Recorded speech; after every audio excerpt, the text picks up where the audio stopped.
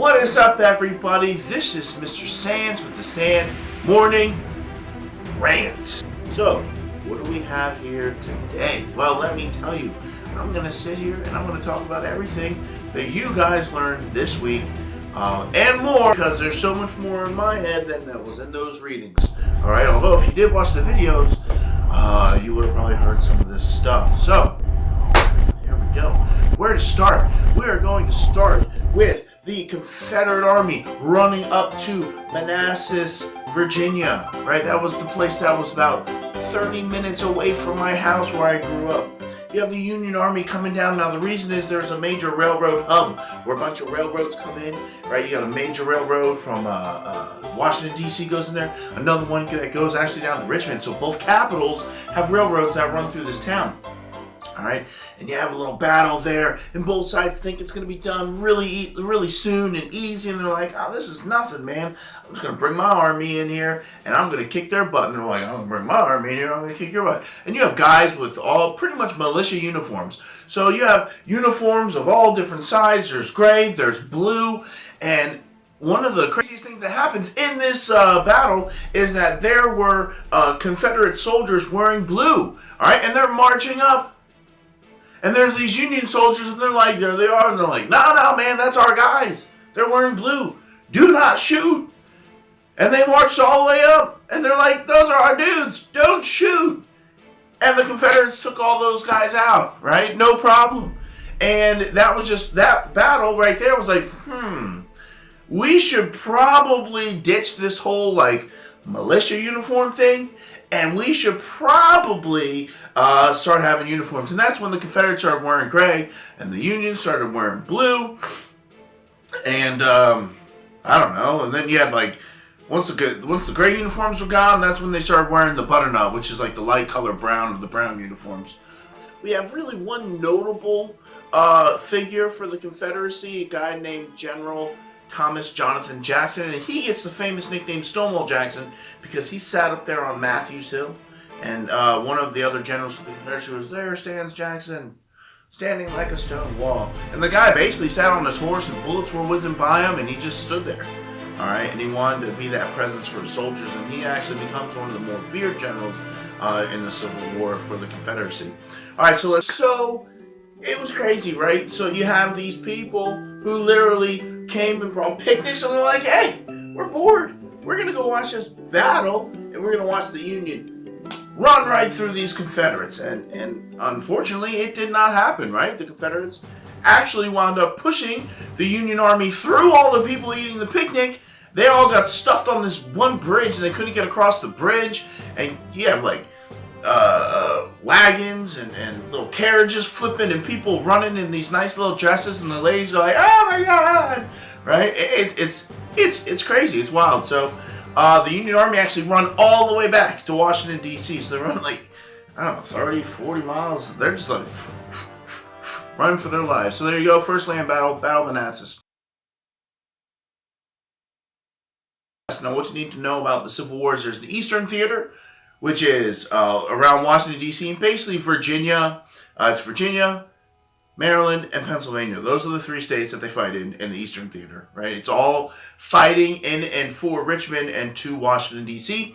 And then you have the Western Theater, which is all up and down the Mississippi. It's through the other states. You got Georgia, and although they say Georgia, I don't know what they call it. It's the Western Theater, but anyways, Mississippi and Vicksburg, whatever. I don't know much about the Western Theater. I know a little bit, but because I grew up around the Eastern Theater, that's what I paid the most attention to. So let's move on to 1862. So during the campaign season of 1862, the Union Army is like, we need a guy. We need a guy. And they got this guy called McClellan, George McClellan. And he's not yay high, but they called him, Little Mac, or the Little Napoleon, and or the Napoleon of the West, because Napoleon was this great French general, and they thought George McClellan would be this great French general. And McClellan goes in there and he organizes the army all up, and his soldiers love him because he gets them the uniforms, he trains them well, and he's like, you know what? we're going down and we're going to go fight and attack Richmond. And so in 1862, George McClellan leads this ginormous army, okay, down the Potomac River, down towards Richmond. The Union Army lands in southern Virginia, works up the tributaries on the James River towards Richmond, and they have a battle at Yorktown. So they're actually in the old, fortifications of Yorktown, and the Union pushes those guys away because there wasn't that many. And then they have a couple of little battles, 7 days battles, right? Battle after battle. And the main Confederate general of the Confederate Army at the time, he's all like, "Let's go, guys! We got this!" And he gets shot and gone. Bye. See you. And so that calls in a guy named Robert E. Lee. And so Robert E. Lee was actually a general that Abraham Lincoln wanted at the beginning of the war to run the Union Army. And Abraham Lincoln's like, "So, we would like you to run our army." And Robert E. Lee was like, "I cannot raise my sword against my fellow Virginians." So, and Lee, the new commander of the Army of Northern Virginia, was like, "Defense? I'm not playing defense here. I'm going on the offense." And see, here's the thing. McClellan is a very cautious general, right? He's I don't want to say he's scared, but he's kind of scared. And so McClellan's like slowly moving forward, and Lee is that kind of guy who's like, "Ah!" And he just comes storming. They just start attacking the Union Army. He's like, "You know what?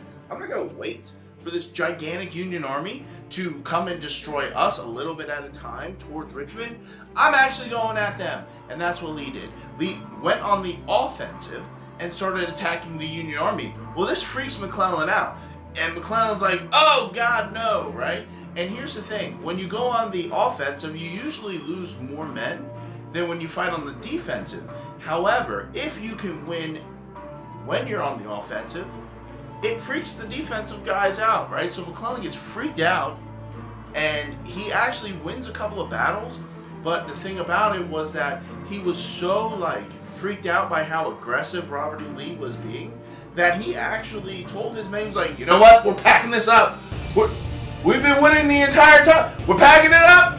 We're going home. We're going home." And they all hopped on their boats and they went back out and sailed back to Washington, D.C., leaving a small force at the edge of the James River, which is pretty huge because that meant they were able to control the flow in and out of the waterways into Richmond. Metal versus metal ship, or iron ship versus iron ship battle. The Monitor versus the Merrimack came to a draw. At the very beginning of the Civil War, there was an iron ship being built in the port down towards Virginia Beach. And what they did, Hampton Roads, I think it's called. And what they did was they built this iron ship, right? First of its kind. And when the Confederacy took over, they took that iron ship, and the Union guys that were there were trying to blow everything up, right? They were trying to save it. They were I just said they were trying to blow everything up. So they were trying to destroy everything so the Confederate guys couldn't get it, but they couldn't. They pretty much messed the ship up a little bit, but they didn't mess it up enough. Confederates re-raised the ship, right? And now we're on the offensive. And then the Union's like, "What are we going to do?" And they build this weird little thing. It's like this weird little boat where it almost looks like a submarine with a turret on top, really. It's the Monitor. And if you want to look it up, it's pretty cool. I'll probably have a picture of all this stuff behind me. But the Monitor is a flat little ship. It's got this round cylinder turret. And it looks like, right? And then the Merrimack, or the CSS Virginia, was basically just a normal kind of looking ship, right? And it just had a whole bunch of cannons on the side. So yeah, one of them had a whole bunch more cannons, but the other one you could only hit a little turret, and that turret would rotate. So you'd shoot over here, "Oh wait, hold on, let me get you." "Oh, hold on, we're reloaded." Where the Merrimack would actually have to rotate the whole ship, just like the old school way, and shoot on the two sides of the ship.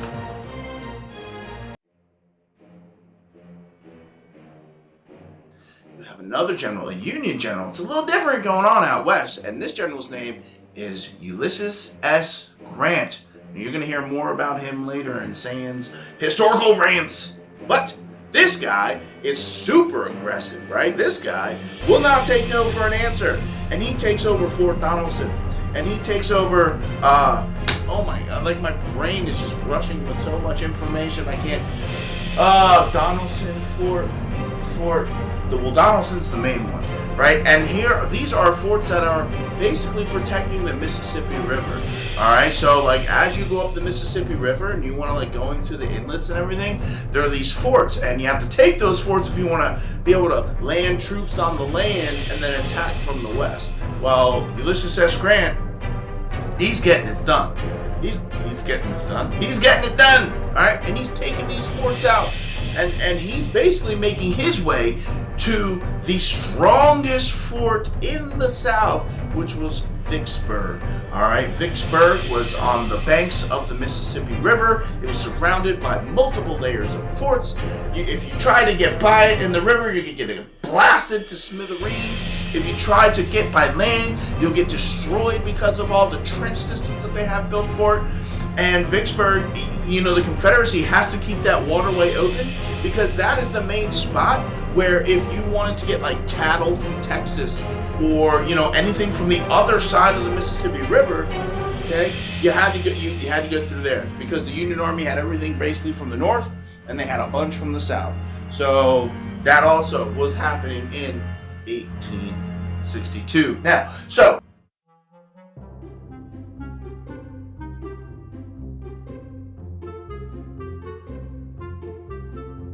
my dog's about to break in. Anyways, and so wait for the craziest things that happens. Sorry, I just woke up. One of the crazy.